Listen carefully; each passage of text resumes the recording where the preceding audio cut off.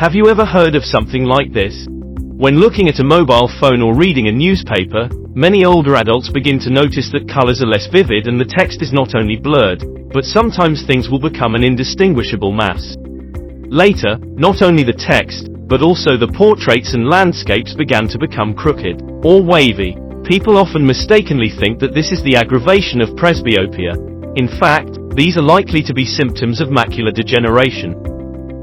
Age-related macular degeneration is the main cause of permanent and irreversible vision loss in the elderly. It is a degenerative disease of the macula. The macula is a small area at the center of the retina in the back of the eye that allows us to see fine details clearly and perform activities such as reading and driving.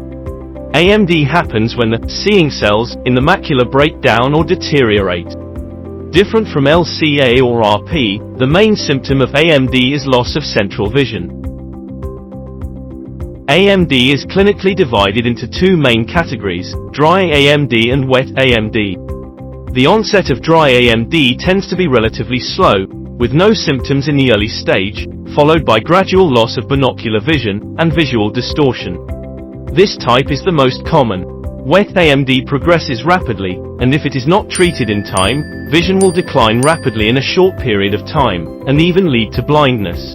Vascular endothelial growth factor A is a member of the PDGF VEGF growth factor family. It encodes a heparin-binding protein, which exists as a disulfide-linked homodimer. Overexpression of the humanized VEGFA gene in transgenic mice results in development of relevant AMD disease pathology, including choroidal neovascularization, which is a primary cause of vision loss in wet AMD.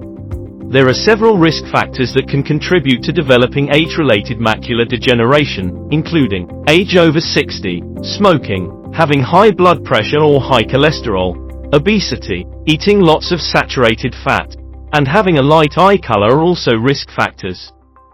Test time.